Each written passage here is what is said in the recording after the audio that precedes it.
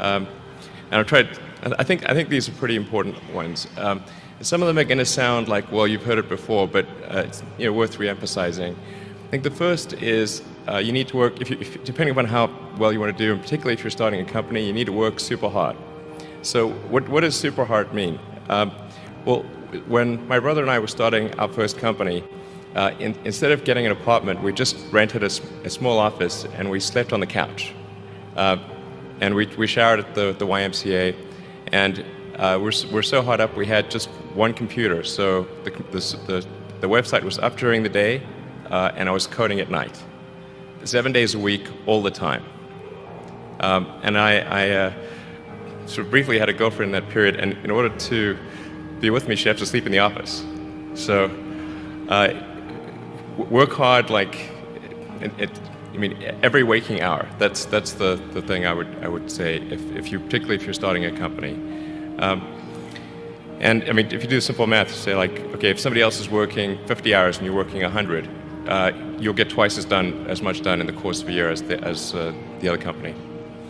The other thing I'd say is that if you're creating a company or if you're joining a company, the most important thing is to attract great people. So either join a group that's amazing, that you really respect, or if you're building a company, you've got to gather great people. I mean, all a company is a group of people that have gathered together to create a product or service.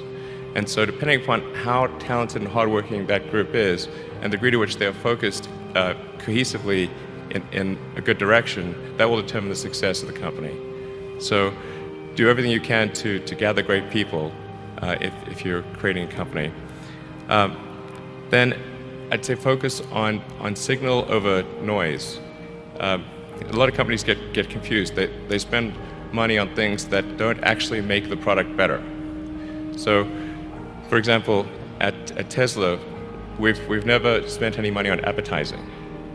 We put all of the money into R&D and manufacturing and design to try to make the car as good as possible. And I think that's the way to go. So for any given company, just keep thinking about, are these efforts that people are expending, are they resulting in a better product or service? And if they're not, stop those efforts.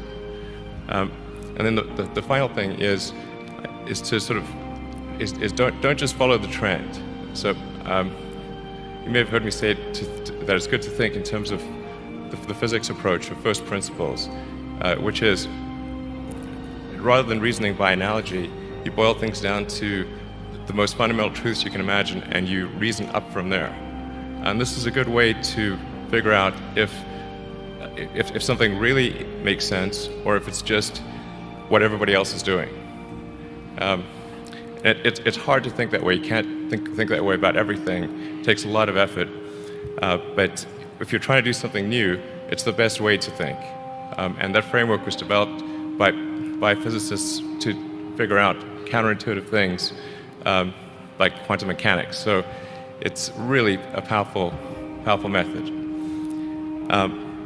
Anyway, so that's, and then I think that the final thing I would encourage you to do is, now is the time to take risk. You don't have, you don't have kids. As you get older, your obligations increase. So and once you have a family, you start taking risk not just for yourself but for your family as well. It gets much harder to do things that might not work out. So now is the time to do that before you have those obligations. So I would encourage you to take risks now. Do something bold. You won't regret it. Thank you.